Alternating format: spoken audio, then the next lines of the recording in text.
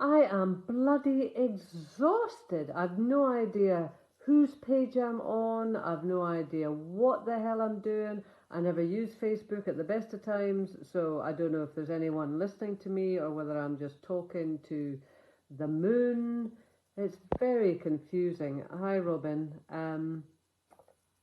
Robin, when I say I don't know why you're here, I'm not trying to be rude. I mean, I don't know why I'm here, to be perfectly honest.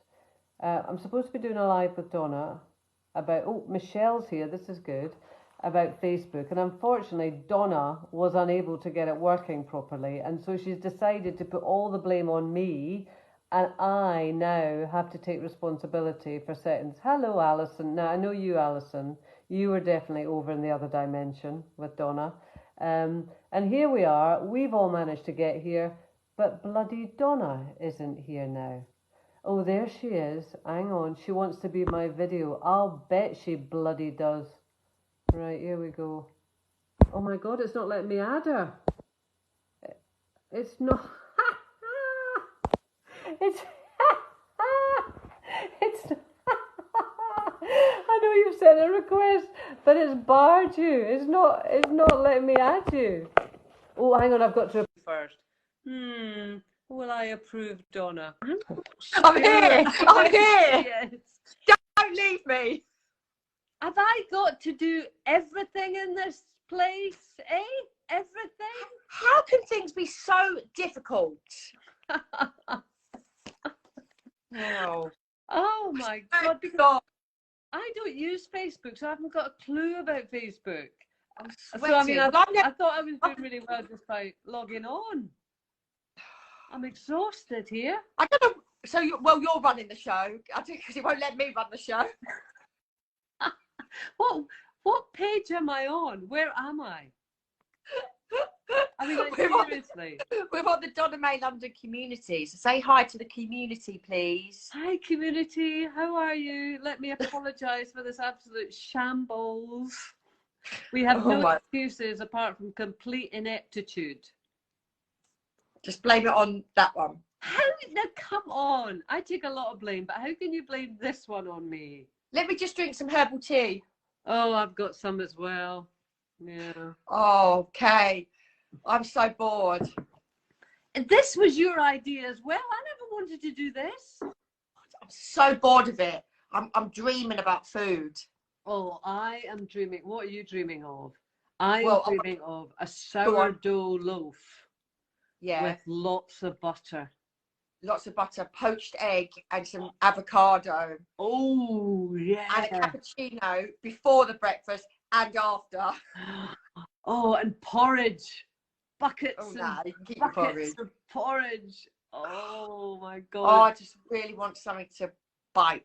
I know. Anyway, though we're not here to talk about that, are we? No, we're not. No. We're here to talk about... We are. Still hot. Thank little you. Number. Are we just talking to ourselves, or is anyone else here? Because I've no idea. No, there's 12 people here. Oh, there's 12 people. I know. But hello, 12 people. Who are you? It will be recorded. Can we see anyone? Can you see anyone's messages? Apparently you're watching, which is good news. Michelle's watching. Okay, that's good. Kim is eating. Oh, Kim, I was going to put your bet. I'm not going to be horrible, but Kim is eating chicken fried rice. Oh my God. Oh. Okay, everyone. If you really want to drive us mad, just tell us what you're eating right now. Go on, drive us bonkers. Because normally after our lives, we go, "Oh, what you got for dinner, Kaye?" Oh, God. I just made the boys some like salmon and ginger burgers in like fresh breadcrumbs, and I can't even eat them. Oh my God. Well, actually, I was glad that I was away most of the week, because so I didn't have to think about food. I could avoid it. I didn't have to make food. And thankfully I came home and my fridge, there's nothing in it. But there's my belly. Do you want to see my belly? Oh, I think it's gone down. Do you think it has? I think it's concaved now. Michelle is watching in triplicate. Chocolate. Susan, stop it! Stop it! Susan, you wretch of a woman. Right, so let's talk about your book.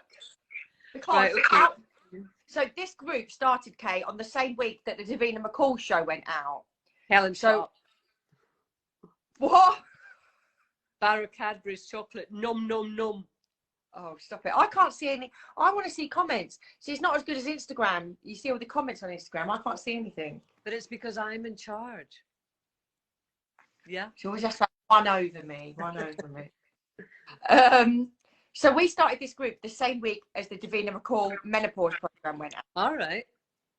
And we gained about 1,000 women straight away because everyone was so interested in the menopause. Yeah. And obviously people have been following me on my HRT journey that's now not HRT, early HRT. And it's just been absolutely brilliant because everyone, a bit like this book, everyone is putting their story up. Yeah. Yeah. And it's invaluable. The information, it's invaluable. It is incredible how powerful that is. I mean, I suppose, to be fair, hi Lorna, that's what Facebook is all about. I mean, I don't do Facebook, but I think it is incredibly powerful when you get people that come together in a particular community, you know, whatever it is that really brings them together.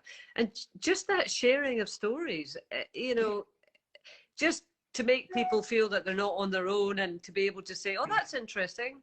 You know, I thought that was something else, and just sort of make connections. I mean, it's, well, and I guess, as you say, that's what the book was about. So where are you then? Because you started on HRT and then you decided it wasn't for you. Yeah, so I started on HRT because of, I said to you, but like for a few months, I had that really feeling of like utter sadness, like foreboding's the word. And, you know, being in the makeup room with all these menopausal women, information, and I'm thinking, oh, that's me then. That's me. Also, my mum went through early menopause, my sister. So, and I'm 43, so that's probably the start of it. And to be fair, you look older. So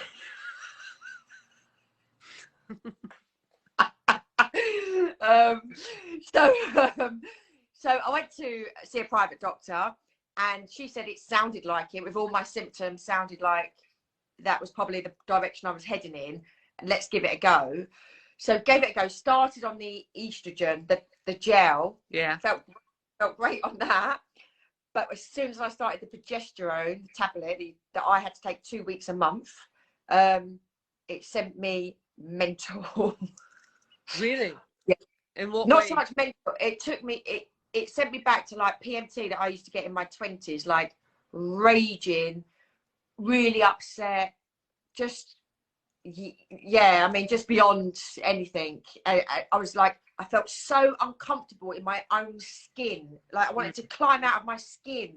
And I felt bloated, and I couldn't even eat anything. I felt full up to here, you know, and I wasn't even eating because I couldn't eat anything. I didn't feel sick at all. So anyway, so I had like about a week of being on that, and I couldn't take it one more day. And Dan said to me, just come off it. We went away to London for the weekend with the boys, and I spent the whole weekend crying, apologising to him, saying, I'm so sorry, I'm so miserable.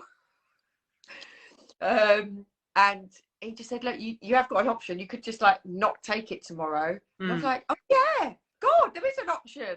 So that's what I did. I just stopped it all. And then I told the doctor, and she said, that's fine, I can do that. And was she able to tell you why she thought you might have that reaction? And she said lots of women do have reactions to progesterone. Right. Was it that you were on it too early, that you weren't menopausal enough? Well, she didn't know the answer to that one, but she said that I would probably be affected by progesterone because I used to have such bad PMT, and I've always been on fluoxetine to balance that PMT out. She said you're probably going to be prone to any effects of the progesterone quite a lot. So I was scared about taking it anyway, and then it all come true. But since then, I went and had blood tests done, because the only thing that did bother me going to the private doctor was that they didn't do blood tests. I was just like, I know they do it on symptoms, but you just, and I know blood tests can't always be really accurate.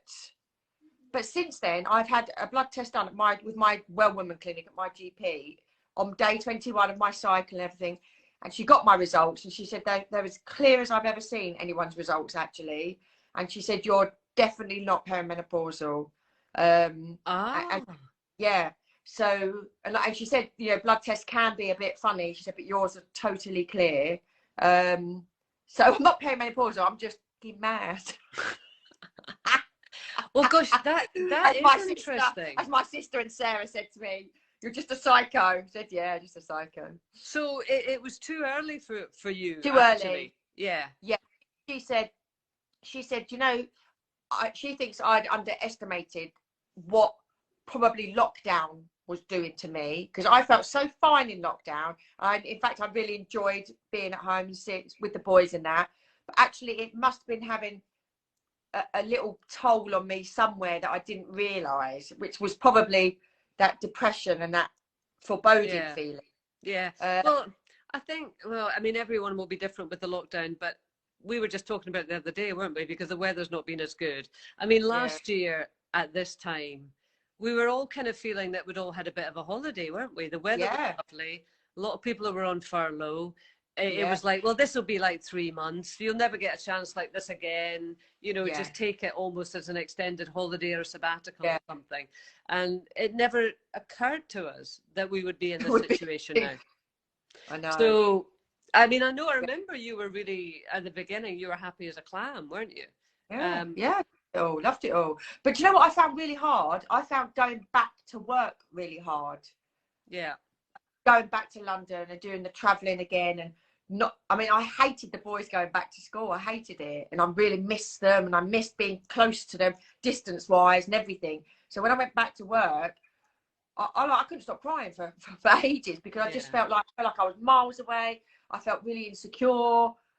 And I'm not that sort of person. I'm just not like that. I'm always, you know, do anything. I'm brave, but somehow that took its toll. It did take its toll on me, and I think that my reaction was that foreboding and depression. And I think that is I shouldn't say the problem with the menopause, but I suppose it is. And I mean, again, in the book, I think a lot of women will say that in different ways, that at the beginning, because people have got so much going on in their lives, you know. I mean, Julie Graham, it really struck me. I mean, she'd gone through the suicide of her long-term partner, you know, the father of her kids. I mean, they weren't together, but obviously they had that connection. And she had other things going on in her life. I think she lost a best friend really suddenly. That was traumatic. So it's a busy time of life, isn't it? Yeah. And so it's difficult sometimes to be able to sort of try and single out what are the different causes of how you're feeling. Absolutely. And I think even just acknowledging that is really important. But it's interesting you say that, because I wonder why I insisted on a blood test, actually. And it's not routinely given, and I had to pay for it. But I just wanted, you know, I'm just that kind of person, and that I just wanted to know where I was at.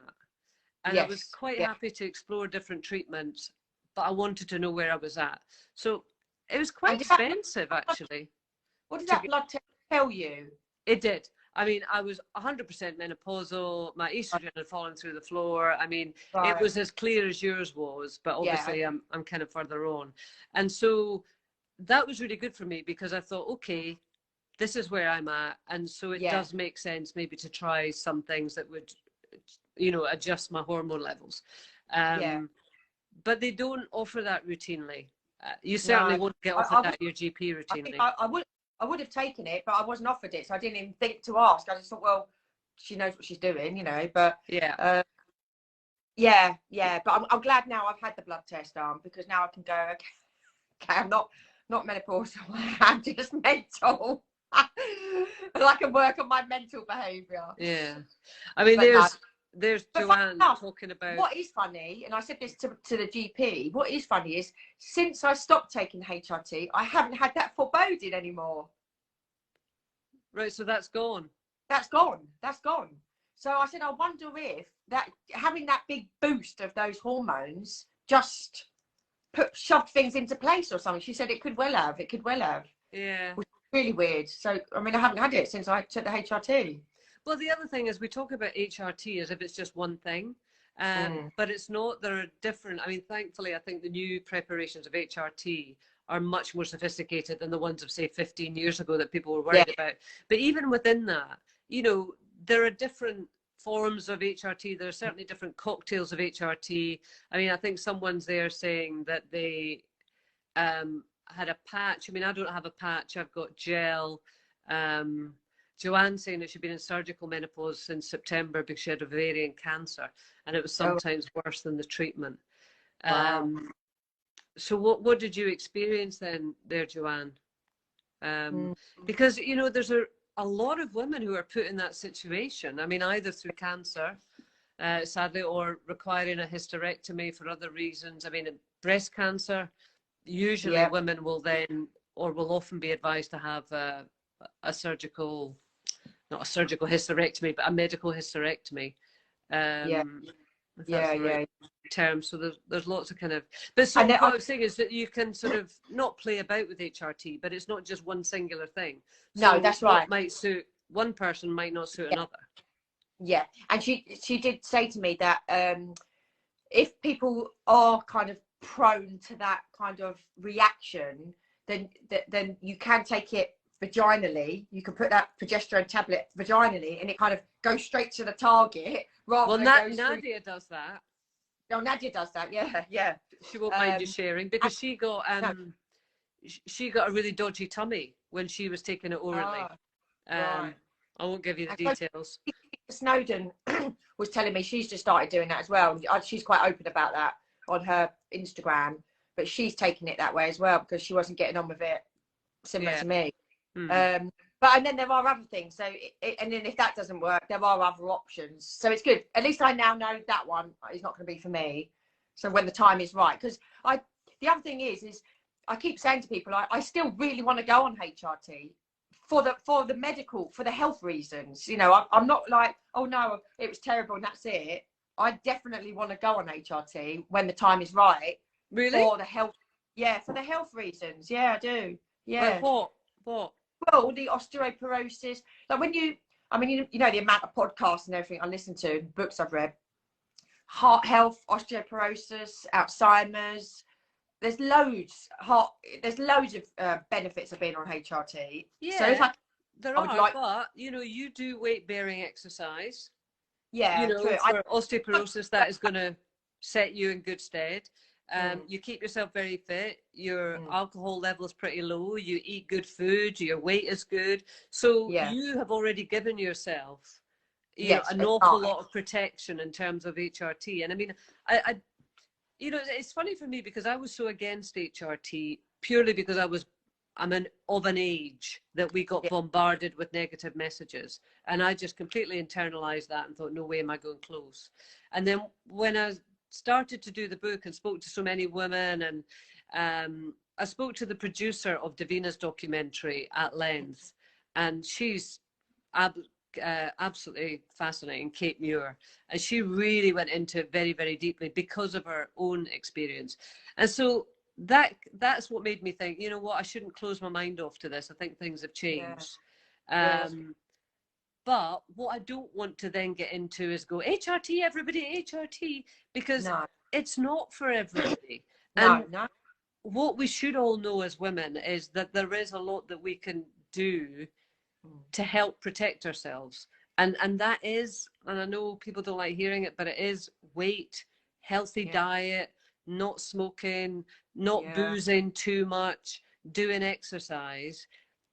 I mean, if you can, I mean, and some women will still have terrible symptoms. They will do all that and they will still have terrible symptoms. And absolutely, you know, they should be exploring kind of medical treatments. Oh, Kate Muir did a great live with Caroline Hirons today on Instagram. Well, that is worth checking out. I mean, that woman is encyclopedic, and it is all because, and she'll be very open about it, that her life became a train wreck because of the effects of HRT. I mean, really, really bad. Sorry? because of the effects of the menopause or HRT? Yeah, the menopause. And Menopause, she right. didn't realise it was the menopause. Her doctor Yeah. wasn't particularly helpful. So she went through, I think a lot of women go through almost a 2-year period.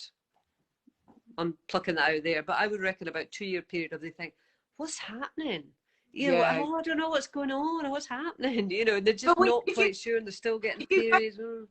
Did you go through that sort of Yeah, period? I did, absolutely. I mean, I can't remember you not wanting to be on HRT, but I mean, but it was roughly around the time your mum died and everything, wasn't it? Well, there you go back to the same old thing, don't you? Because mum and You're dad thinking, were yeah, ill for like 4 years between them, and then yeah. passing away, obviously, and then the kids are young, and you constantly felt guilty. I was never with my mum and dad enough. I was never with my kids enough. I was, you know, Yeah. I was just rubbish at everything. So you focus on what is in front of you. And so this thing called the menopause just, you know, it's just a concept at that point. But when I look back and I've got a bit of distance from it, I mean, definitely it was having an effect on me. But I mean, plugging my own book, which is lovely, but I'm going to show you this book as well. Oh, which one? So this is Dr. Shazadi Harper, who we have both seen. And she's done this book. Yes, yeah. Which is called, can you see it's called The Perimenopause Solution? I don't know if that's backwards. Yeah, back to front, yeah. Recommended by Meg Matthews, who's a bit of an authority on the menopause. And the sort of line that she has there is, take control of your hormones before they take control of you. It's literally arrived in the post today, but I'm really looking forward to reading that. Yeah. Because I think the more information you can have about anything, the better. Absolutely, 100%, 100%. And also, like, you know, we were saying earlier about HRT is not for everyone. I did a live with Amanda Thieve. I don't know if you can see Amanda on the comments. I can't, but I saw her in one of your failed attempts yeah. live. Yeah. And her book, which is brilliant, is all about coping with the menopause without HRT, you know, exercise and diet and stuff like that.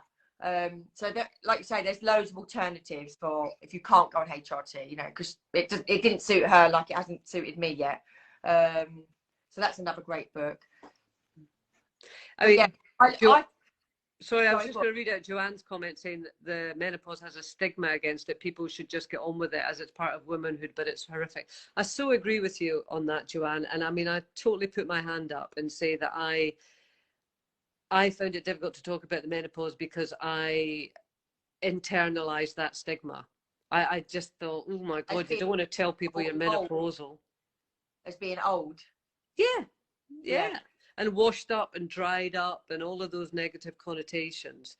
And so sorry, you know that I sent you that link to that talk about the lady who has made the connection between menopause and Alzheimer's. That was fascinating. Fascinating, wasn't it? There's 3 stages in a woman's life, and 2 of those are celebrated and the 3rd one isn't. So puberty, great, you're going to be a woman, woohoo. Pregnancy, oh, you're going to become a mum, woohoo. Perimenopause. And it shouldn't be, because those 3 times our brains do the same thing. Our brains shrink, but they come back bigger. And that's where what I loved was the term that what came out of that was the term grandmother is based on that, because after you've been through the menopause, your brain shrinks because it's getting rid of all those things you don't need anymore. I don't need to keep my kids alive. I don't need to I know how to tie my shoelaces up, all those things. And it makes room for more information. So it comes back bigger. And that's where the word grandmother comes from. It doesn't mean like, you know, grandma, you're an old lady. It means I'm grander, I'm bigger, I'm better. So so menopause, you know, it's like this negative thing on menopause. I don't know where it even, I'd love to know how it originated, where it stemmed from. Who's the first one that put it down to being a miserable time, you know? Well, I mean, if you look historically, I mean, women, you know, pregnancy is miserable, but let's all celebrate pregnancy. But actually, lots of women have terrible pregnancies. Yeah, but I mean, if you look at it historically, I mean, women's value was in their ability to have children. You know, I mean, women who were barren you know, were seen as absolutely superfluous or requirements. Yeah. You know, within a marriage, if a woman couldn't, it was always blamed on the woman. I mean, who Woman. knows? I mean, if you go back decades, if there was a childless couple, it was always the woman that was Yes. having the problem. But of course, we don't know. And now we Yeah. know that Yeah. the chances are it might be the guy. So, Yeah. I mean, sadly, it is cultural. I mean, it's beginning to change, but in terms of our history, it's a very short little bit that's beginning to change, you I know. know. Thank God. But we have got to be the ones to change it.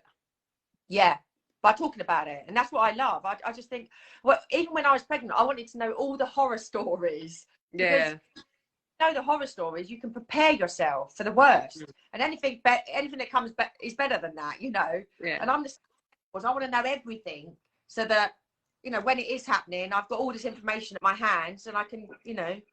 So I think we've absolutely got to talk about it. Yeah, but just one thing, you saying that, oh, sorry, this is Joanne again. I'm following Joanne. My cancer was found during a fertility scan for IVF. Oh, My wow. God, Joanne. So I do wonder if my menopause is horrid because I've not had children. Well, I don't know, but what a terrible experience, Joanne. Yeah, I wonder what effect. Yeah. God. God, I'm really sorry to hear that. I mean, you go to IVF obviously in the hope of having children, and then you find something, you know, really distressing. No, well, I was just going to say on the back of that, in terms of my book, well, me and Vicky Allen, I have to say, one thing I would say to people, it's not horror stories. It's not 40 horror stories. No, it's not. No. At all. You know, it's just 42, I think, individual women's 42 or 44. I mean, even I've forgotten 42. 42. Yeah, and there's a lot of positivity in it, an awful lot of positivity in it. And also, you know, from a diverse point of view, not all cultures experience it. The women from South Asian ethnicity tend to experience the menopause earlier. We've also got the contribution of women who are gay and don't feel as comfortable accessing the same kind of services. Also, you know, we've got a whole different range of women contributing, and they all reacted to it in a different way. I mean, Louise Minchin, who is about to leave BBC Breakfast Time, I mean, her story is great. She thought, right, I'm going to go back to my 25-year-old fitness. And she started doing like ultra marathons and God knows what, and she's totally grabbed it by the balls, if that's not a terrible expression, when you're talking about the menopause. She grabbed it by the ovaries. Yeah. You got Lorraine Kelly, Anthea Turner, Denise Welch. Yeah. And Carol Smiley, yeah, lovely. And, you know, there's, gosh, my memory's going, that's not good. It's good for the menopause, isn't it? I love the woman in there who took up bodybuilding, and she became, you know, a sort of elite bodybuilder. That's right. After that, she's got a book out that I ordered after reading about that in here. Really? Yeah, I really enjoyed reading that. Melissa Wall. That's it. It's Melissa. That's right. So there's not one experience and there's not one response to it. No. That's why it's so good. It's brilliant. I loved it. I love reading true experiences. And you gave one to my sister as well, and she loved it. But we are going to do a competition and let somebody lucky person win this with a Donna May vegan bag. Okay, and can I just say to everybody, and I know it's not really relevant, but in terms of this book, I got a fee when I wrote it and I delivered the material, which is the way it works. You don't make a lot of money out of this kind of thing, so it doesn't matter to me how many it sells. So don't think I'm coming on here flogging it. You know, this is a competition and you can win one, but as I say, I have become more interested in it. No, that's right. But I wanted you to do this because there's so many women on here chatting about the menopause that I will absolutely recommend this book, that it really helps. You know, all the chats that we're having on here is what is in here as well, with celebrities and stuff. So, you know, we're all going through the same thing. So I loved it. Thank Information. You. Thank you. I love it. All right, darling. So how do we do the competition bit? Robin and Michelle are going to put that up afterwards. Oh, so okay. Thank don't God worry. we're not doing it because we're Oh. absolutely rubbish. Oh no, you've saved the video maybe.